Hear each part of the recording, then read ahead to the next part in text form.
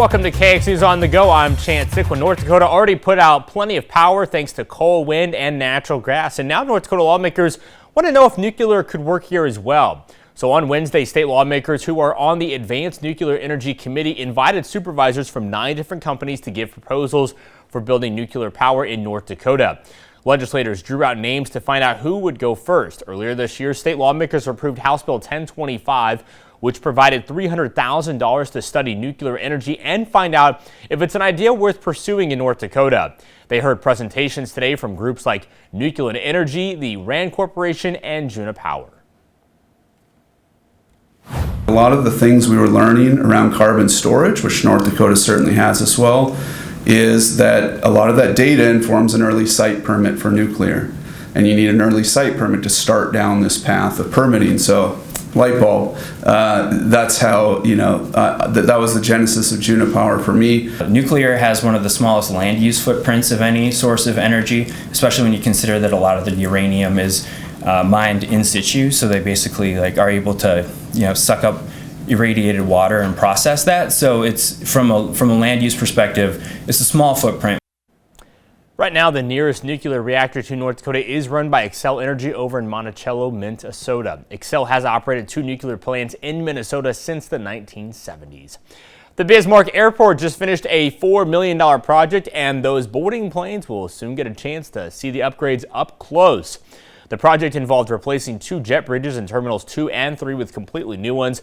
The previous jet bridges were reaching their end of their usefulness and became difficult to maintain them.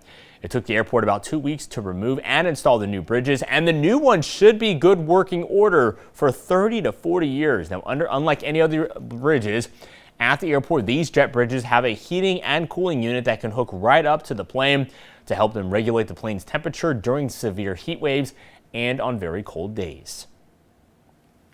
So the new jet bridges are going to have a few more conveniences for the passengers. That's what they'll really see. The biggest thing is they're going to see that they're heated and cooled, where the past jet bridges were not. The airlines, they're going to see a little bit different experience as well, as these jet bridges have what's called aircraft heating and air. So normally an aircraft uses its auxiliary power unit to heat or cool the aircraft, or there's a ground handling cart that has that heating and cooling unit on it. These bridges have that incorporated. While this technology has been around for many years, it is new to the Bismarck Airport.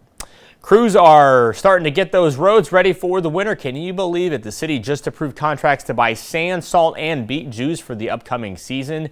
Street crews are already checking their trucks, mixing materials, and training new drivers. City officials say in the past, snow has hit as early as October, and they do want to be prepared. And with some longtime plow drivers retiring, the city is making sure new operators are ready before that first snowstorm. We started calibrating our sanders and our brine trucks so that they're ready to go when we do have to go out with them. We do have to calibrate them every year just to make sure nothing gets off. So calibrating means that there's a computerized system inside the cab that allows the calibration to put down whatever we need to put down for material. In the past, we never had that stuff. It was just a handle, and you could blast as much sand down as you wanted to. But nowadays, with the new technology, everything's computerized. So we did that, and we've been setting up our salt sand mixing machine. It has certainly been a little cooler this week, but winter is closer than most of us think, and the city crews say they'll be ready when it comes. Andre, maybe not snow today or tomorrow, but it is pretty soon, right?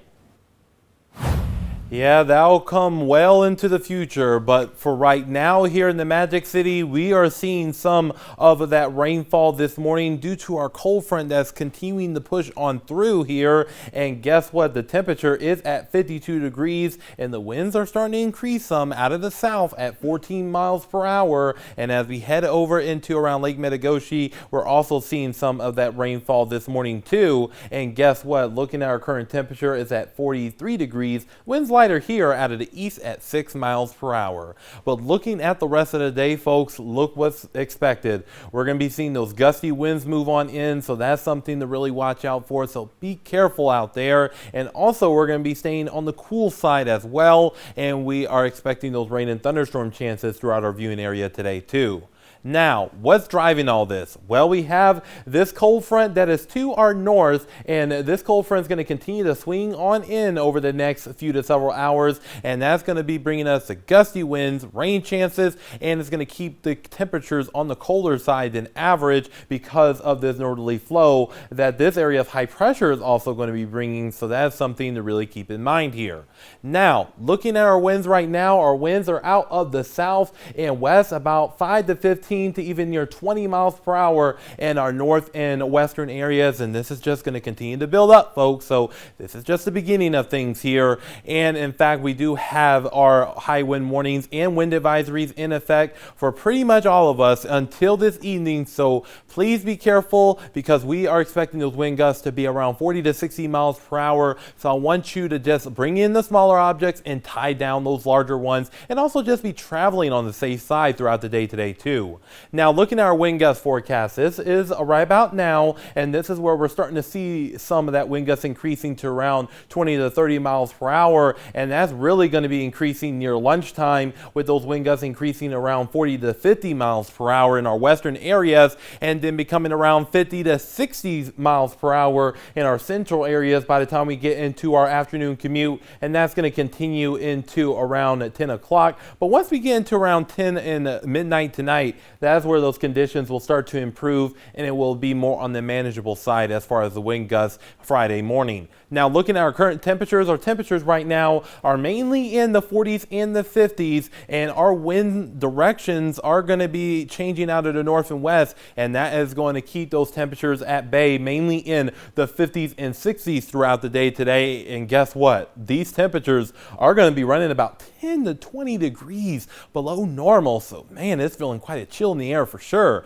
Now, we're also watching for some rainfall this morning in our northern tier counties, including near the Magic City and Dickinson. We've been seeing some scattered showers, but those are starting to dissipate a little bit at this time. But let's dive in a little deeper, shall we, in our northern tier counties, where places like the Magic City is being impacted by this rainfall. Also there in Mulhall and near West Hope, and also Willow City and Bottineau. And this area of rain will continue to move its way towards the south and east over time. Now, as far as what to expect during the rest of the day, today we are expecting that rainfall to continue to move its way towards the south and east, potentially impacting here in the capital city later on down the line, and then we'll have a lull in the activity by lunch. But once we get into around 5 o'clock, we will be watching for maybe some more shower chances. Now, looking here in Williston, we will be dropping those temperatures down into the 50s for our Friday, and then we're going to be seeing those temperatures increasing thereafter. But guess what? We do have frost potential Friday night and Saturday night, so we'll be watching that very closely here. And same thing here in Dickinson as well. Now, looking here in the Magic City, we're going to be seeing the 60s today, 50s tomorrow, and then those 60s will return by Saturday and Sunday, and then we'll see those 70s as we get into early to mid portions of next week. And that same thing goes here in the capital city too. So chance it looks like Mother Nature is going to be having us on a ride. We got the 80s, the 50s. We are all over the board. All right, for everyone here at KX News, I'm Chance Stickland. Have a great day. We'll see you tomorrow. It'll be Friday.